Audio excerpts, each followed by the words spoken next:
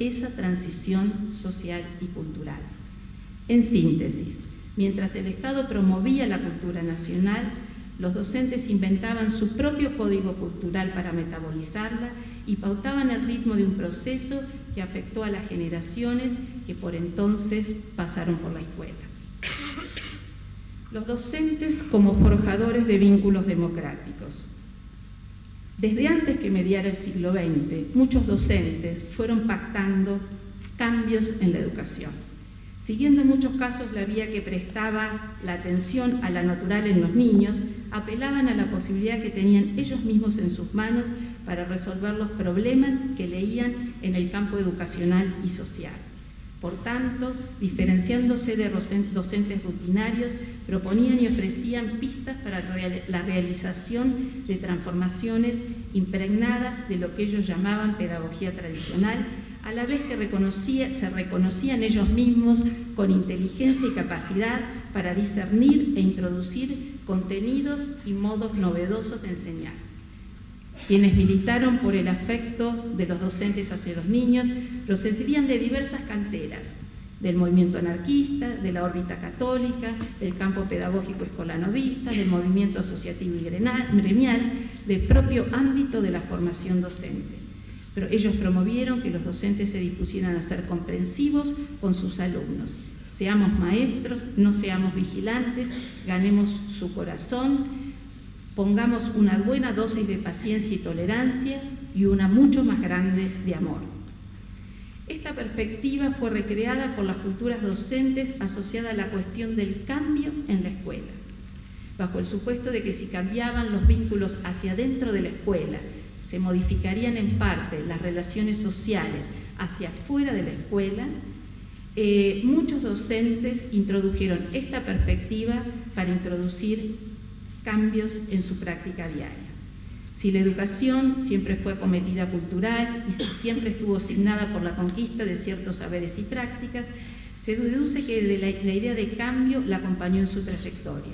Pero en particular, desde mediados del siglo XX, los hilos del cambio se entretejieron configurando una textura particular que combinó obsesión con incitación a la mutación.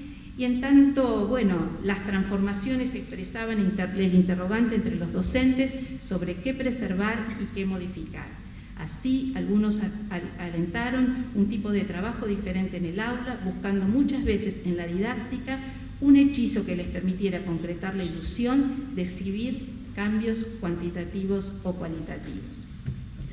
Observar los diversos itinerarios que recorrió la idea del cambio entre los docentes permite ubicarlos no solo frente a la diversidad de rumbos posibles, sino especialmente ante la necesidad de la democratización de los vínculos, como decía, hacia dentro de la escuela y hacia afuera de la sociedad. Probablemente por la lectura de un proyecto inacabado históricamente para aquello que se anhelaba, que era la educación de masas. También, probablemente, ante logros que efectivamente se reconocían, pero que la propia lectura, muchas veces didáctica, honraba y enterraba casi en un solo gesto. Prestar atención, y para cerrar, a las propias prácticas de los docentes en la historia y su papel en el recorrido social de nuestra Argentina, nos obliga a registrar también que, por cierto, en algún momento algo se quebró. Se quebró la idea de que saberes y vínculos sociales iban juntos adentro de la escuela. Así, la experiencia educativa y el saber dejaron de tener un sentido vinculante. Esto es, se abandonó muchas veces esta idea de que el saber puede atar, puede reunir, puede ligar, puede juntar. Y con ello, con esta idea, se abandonó progresivamente la pretensión de transformación social a partir del saber que se ofrece. La historia de la escuela se encuentra ligada a la memoria del ascenso social de diversos grupos en la Argentina, mientras que la visión decadentista tiñe la mirada histórica de los argentinos. Los docentes, en su mayoría mujeres atravesadas por ambas perspectivas al mismo tiempo, se han encontrado en el corazón del dilema que ellas plantean.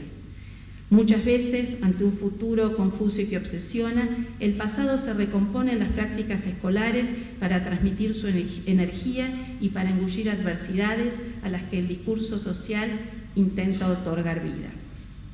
Casi como una idealización romántica de la vieja escuela. Ahora bien, corridos de lo obsesivo, de lo fragmentario y de lo depresivo, como imagen de la escuela que muchas veces transmiten los medios de comunicación, idea de pérdida del tiempo escolar.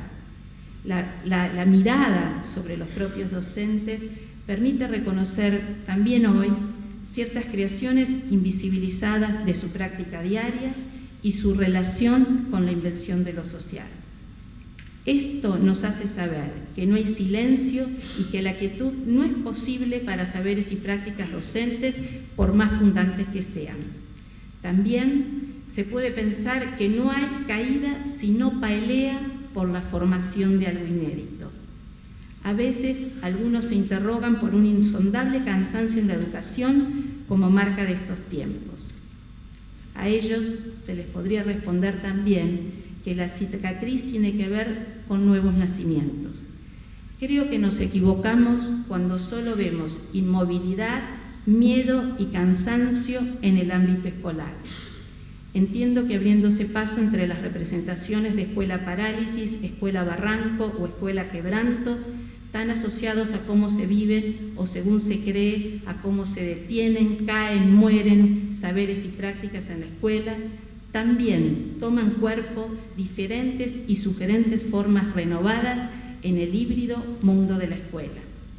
El movimiento, este movimiento, remite a nuevas marchas escolares que ayudan a superar la desigualdad cultural injusta, a nuevas direcciones que enriquecen la experiencia, a un renovado dinamismo del accionar de la enseñanza y a modos más aglutinantes y colegiados a la hora de asumir el trajín del trabajo escolar. Este movimiento se despliega en una escalera que asciende y no desciende hacia nuevos modos de concebir los saberes y las prácticas en un contexto de transformaciones culturales intensas. El ánimo del movimiento en estos docentes es vital y no fatigoso, y por eso mucho aire entra y sale, aire que permite a los docentes tomar, apropiarse, acreditar, recomendar y enaltecer nuevos saberes y prácticas asociadas al espacio escolar. Lo real debe ser imaginado, y esta imaginación también forma parte de la historia docentes, así como de la historia educativa y social de nuestro país. Muchas gracias.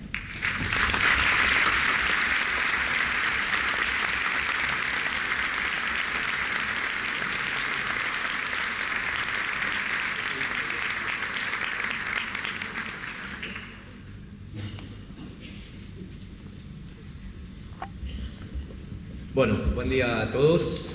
Muchas gracias por venir. Muchísimas gracias a los organizadores por invitarme a participar de este panel, que tiene, lo digo no solo porque corresponde, porque mi mamá enseñó, las normas lo establecen, sino porque es un gusto, digamos, estoy compartiendo una mesa con dos de mis más queridos colegas. Mis primeras clases como ayudante, alumno, hace muchos años las di con Silvia, y Adriana es sin duda una de mis maestras, así que casi a la par con dos que me formaron. La verdad me da mucho orgullo personal y agradezco a los organizadores.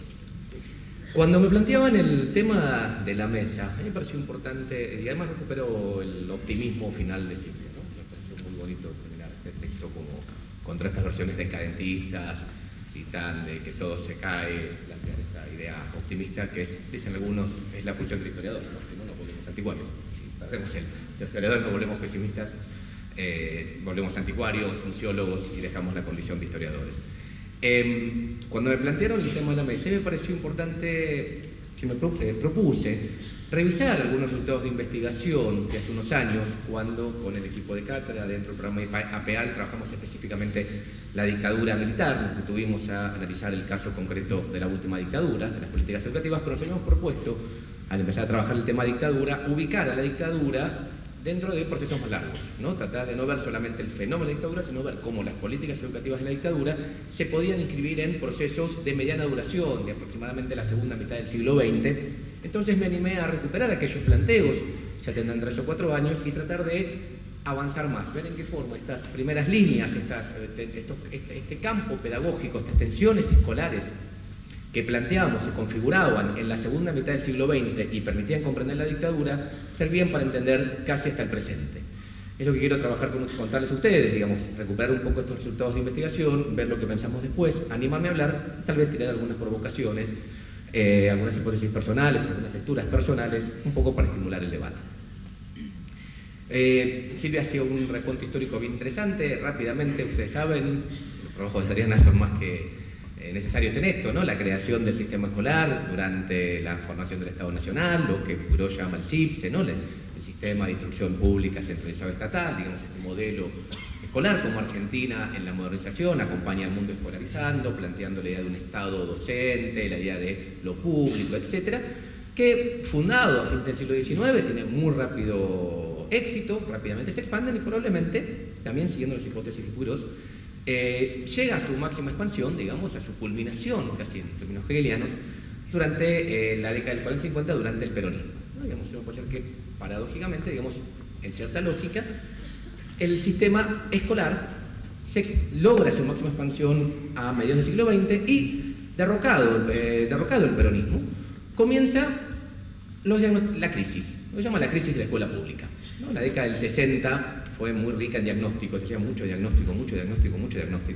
y los diagnósticos siempre daban crisis, ¿no? Viniera del espacio que viniera, de cualquier posición político-pedagógica, daba crisis. Había la sensación de que la escuela pública estaba en crisis.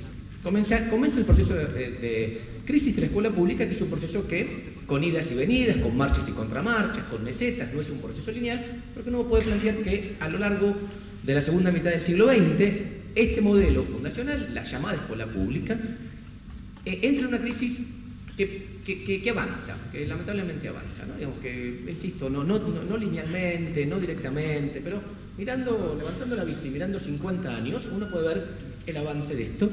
Y proponíamos como hipótesis en aquel trabajo, y la sigo sosteniendo, tal vez con las categorías ya no me gustan tanto, pero sí las ideas, que ante este diagnóstico generalizado de la crisis del modelo de la escuela pública, de la crisis del CIPSE, se presentan en el escenario político-pedagógico de la segunda mitad del siglo XX tres posiciones político-pedagógicas, tres formas de, por un lado, comprender la crisis, entender la crisis y a su vez plantear tratamientos, fea la categoría, pero digamos, el diagnóstico, ¿no? Digamos, ante los diagnósticos, medidas de acción, planes a seguir, etc. Las categorías van a ser, por suerte, un poco más políticas. Si diagnóstico tenía una mirada médica, lo que habría que hacer tenía unas cuestiones más de este estilo: proyectos, programas, líneas a seguir, planes, etc., ¿no? Venía una terminología más política.